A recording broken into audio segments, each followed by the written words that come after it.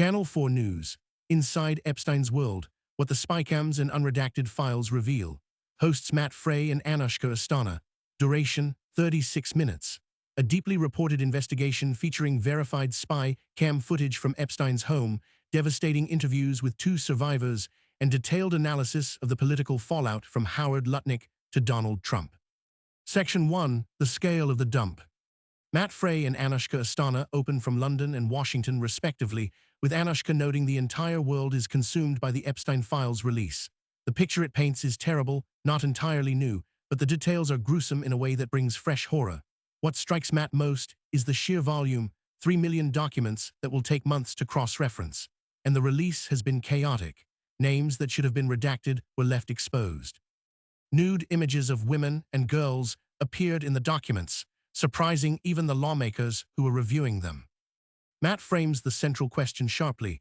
These files represent a snapshot of Epstein after he had already been convicted and registered as a sex offender, at a time when he should have been shunned by society. Instead, he remained a magnet for the world's rich and powerful. The degree to which these people trusted him and confided in him defies rational explanation. He describes Epstein's orbit as a social Ponzi scheme. If you knew Epstein, you were in the inner circle, having fun, making money. And the outside world that might ask for accountability could go to hell.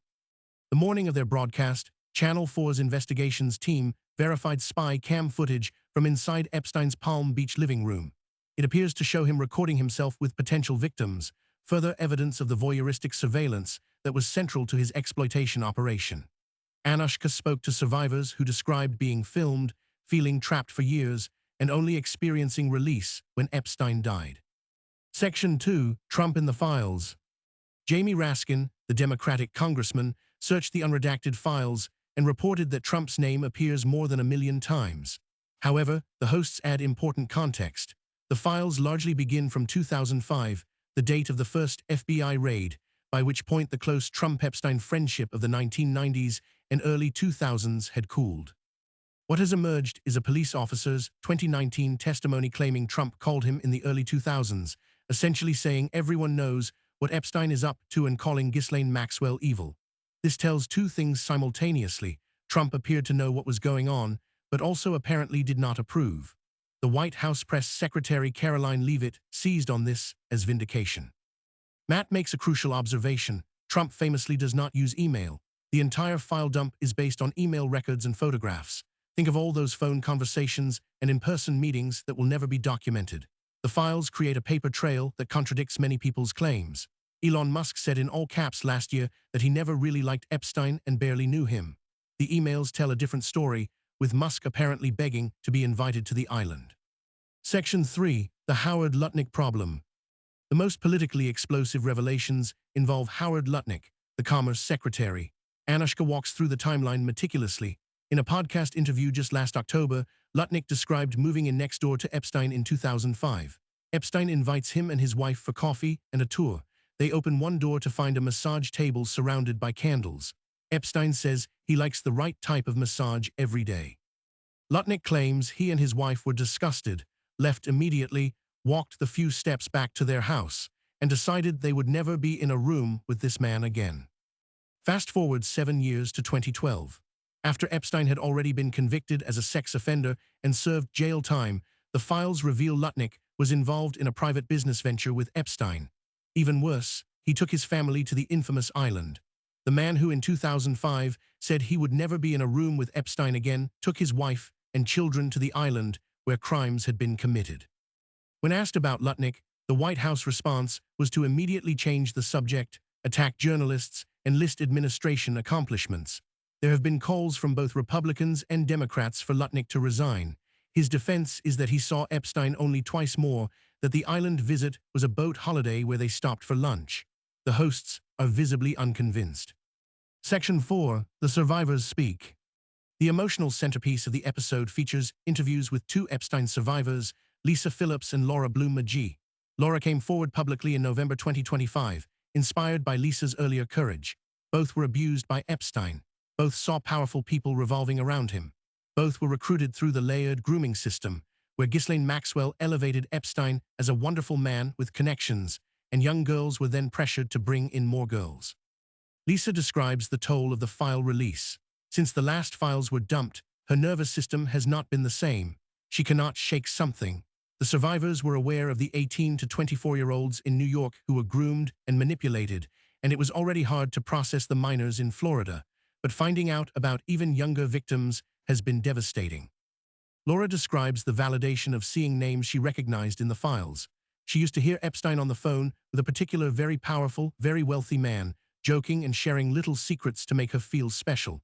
She recently saw that man's name in the files. She would not identify him publicly, saying these are powerful people who can sue for defamation and they are billionaires. It is not safe. Both survivors are emphatic that they have not been contacted by the Department of Justice. Nobody from the administration has asked what they knew. When asked about Trump's characterization of the Epstein story as a hoax, Lisa responded simply, "We are not a hoax. We are real, our stories are real, our pain is real, we are not going anywhere."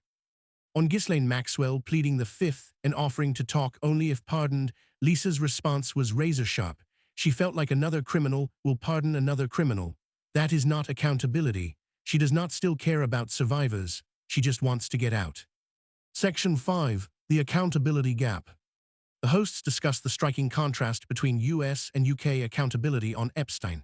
In Britain, police investigations are underway. The Prime Minister was nearly brought down over Peter Mandelson's appointment as ambassador, and there is genuine political cost. In the United States, almost nothing comparable is happening. Lisa explains, "You have a very different Justice Department in the UK than we do in the US.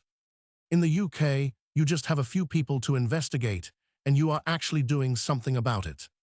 When asked if it was possible to be in Epstein's orbit and not know what was going on, Lisa was definitive. If someone was around quite a bit, they absolutely knew. He wore his perversions very outwardly. Every male would know exactly what was going on. Unless you just met him once briefly, it would not take long to realize. Both survivors expressed cautious optimism. Lisa said she has hope and will continue to have it, knowing they are making strides.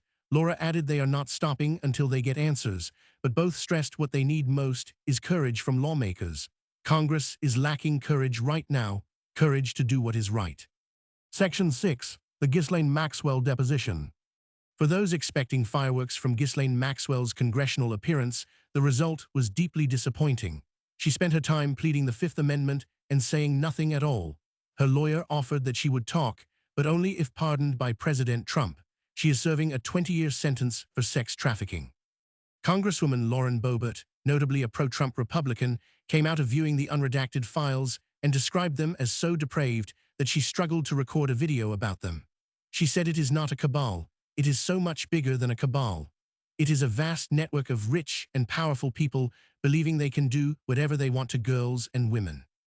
Matt concludes by reminding viewers that while the political ramifications are real and will have consequences, we should never forget that at the heart of Epstein's ecosystem of abuse, sleaze, money, and power were the victims, survivors who are slowly becoming brave enough to speak out. Key takeaways. Channel 4 verified spy cam footage from Epstein's Palm Beach home showing him filming potential victims. 3 million documents have been released, but the process has been chaotic and legally flawed. Howard Lutnik's claim of cutting ties with Epstein in 2005 is contradicted by evidence of a 2012 business venture and island visit. Trump's name appears over 1 million times in unredacted files. Not a single survivor has been contacted by the DOJ. Ghislaine Maxwell offered testimony only in exchange for a presidential pardon. The UK is pursuing accountability far more aggressively than the United States.